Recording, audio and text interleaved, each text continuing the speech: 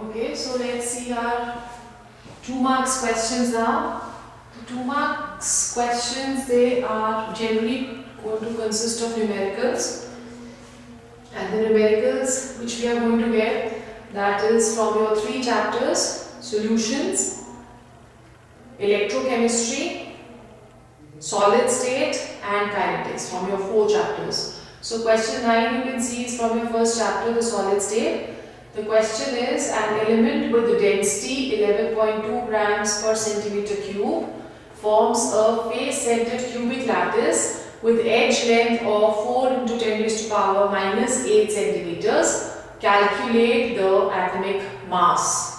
The formula to calculate your density: rho is equal to Z into M upon A cube into N naught, where Z is the number of constituent particles. So the crystal given to us is FCC. Z in this case, the constituent particles is FCC, is going to be 4.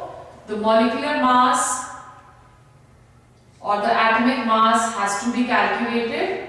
A cube is already given in centimeters, so there is no need of conversion.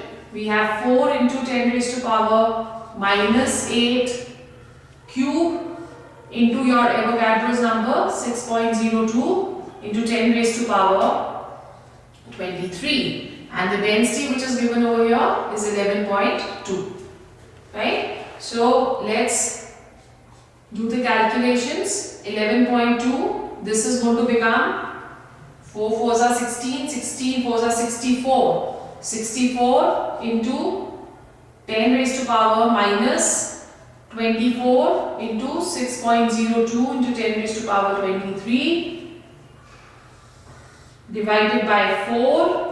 This is going to give us the atomic mass. So when you do your calculations over here, the atomic mass, that is coming as 107.91 grams. 107.91 grams. As in the question over here, your crystal is FCC. That is the reason why we have taken 4 for Z. The constant particles is FCC is 4. But if the crystal would have been BCC, Z would have been 2. Right? So this is how we are going to do our question. Put in the formula: Z into M upon A cube into M naught. Z is given to you in the form of FCC lattice. So it is 4 into the molar mass or atomic mass, which we are supposed to calculate. The density given is 11.2. This is your edge length, 4 into 10 raised to power minus 8 centimeters. As this is already given in centimeters, there is no need of conversion. But had it been given in your picometers or in nanometers, it was supposed to be converted into centimeter. Why? Because the density over here, that is mentioned in centimeters. Then let's go on to our question number 10. All these questions, they are going to fetch 2 marks. So question number 10 is, examine the given defective crystal. So when you are visualizing the crystal over here, we can see that from the crystal 1 cation and 1 anion, that is missing simultaneously. So the stoichiometric defect, that is going to be your Schottky.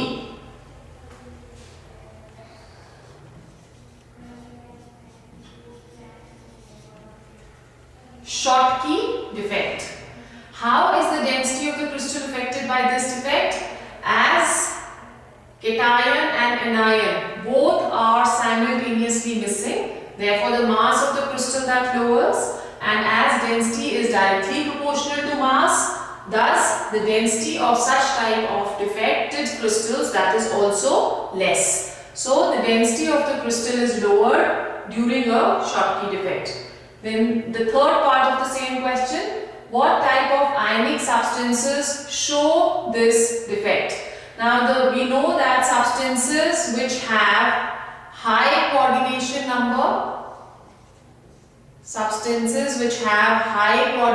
number, and number 2, in which the size of the cation and size of the anion, they are comparable.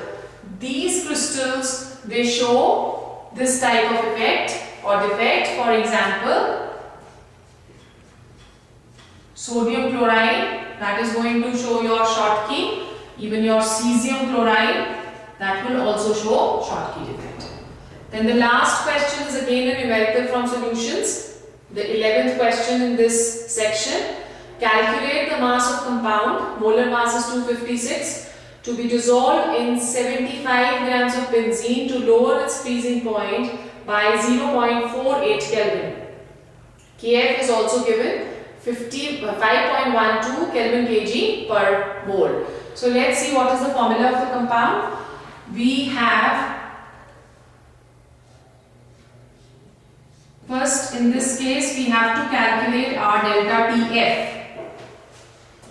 Okay, so delta Tf, that is equal to Kf into Wb into 1000 upon Nb, which is the molar mass, into Wa. Okay, now in this formula your Kf is given to you 5.12, which is known as your molar depression constant. Wb we have to calculate. Nb is given to you as 256 and Wa, that is given to us as 75 grams. Let's put down the values. Kf is 5.12 into Wb. We have to calculate, right, into 1000 upon molar mass is 256 and Wa given over here is 75. Delta Tf is also given 0.48. So while calculating your Wb, your calculations should become something like this: 0.58 into 256 into 75 upon 5.12 into 1000, that is your Wb. And when we calculate our Wb, that comes to 1.8 grams. 1.8 grams. This is a very simple kind of a question. Now in this same question, if we are making certain changes, that the compound which is given to us, that is ionic, and in those ionic compounds, another word which is explained, or another word which is put over here, that is complete dissociation of the compound takes place. Then in that case we need to put down another factor before your colligative property, that is delta Tf is equal to number of moles into which your substance or the compound that dissociates, and into Kf into molarity. For example, if you are considering NaCl, your NaCl will dissociate as Na positive and Cl negative. So in this case the N that should be taken as 2. In case of calcium chloride, CaCl2, it dissociates as Ca2 positive plus 2Cl negative. So N, that is in this case going to be 3. Do not forget to put these numbers before calculating the colligative property if such kind of a question that is modified. Then we go on to our next question, question number 12. The question is, define an ideal solution and write one of its characteristics. Your question 12 of 2 marks. The question is, define an ideal solution and write its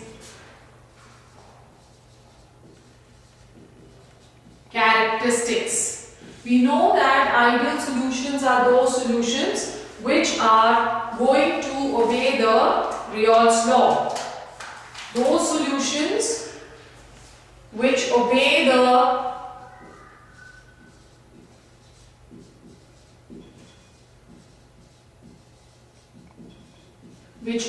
Reol's law, that is your ideal solutions.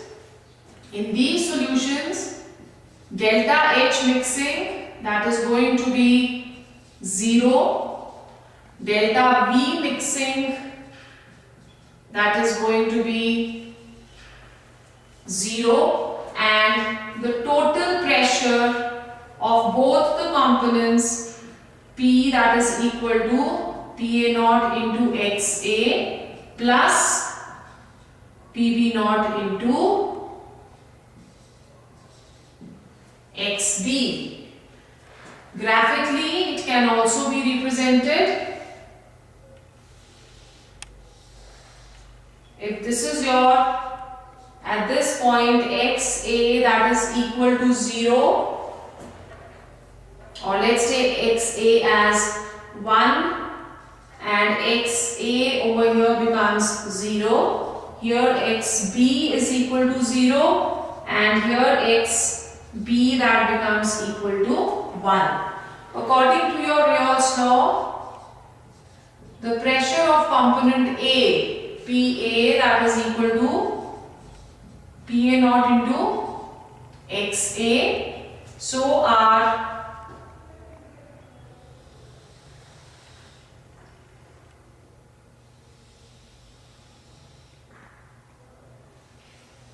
graph comes to like this, where this line represents your PB, which is equal to PB naught into XB, as your XB is increasing from here to here, so its vapor pressure is also going to increase. Similarly, this is your PA is equal to PA naught into XB, and this line represents the total pressure P, which is equal to PA plus PB. So this is how this question has to be attempted. Then your question number 13, that is also of 2 marks. The 13th question is, write 2 differences between order of a reaction and molecularity of a reaction.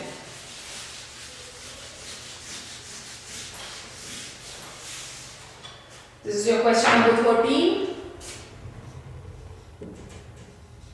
Write 2 differences between order of a reaction and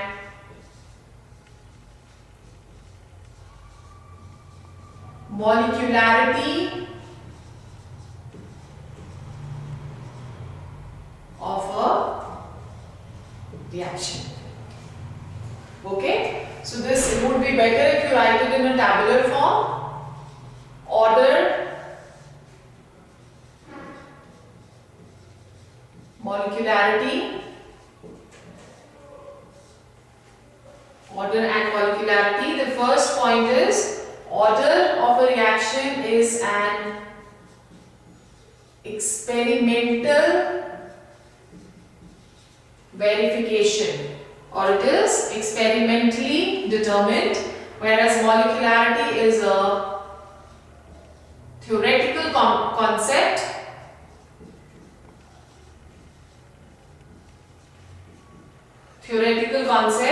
In case of order of a reaction, the order may be 0 or fractional as well, whereas your molecularity can never be 0 or fractional. Can never be 0 or fractional, because it is the number of molecules which are colliding simultaneously to bring about a reaction. So this is your question number 13. Right? So this is how it is always better to write the tabular form rather than writing it in graphs, paragraphs.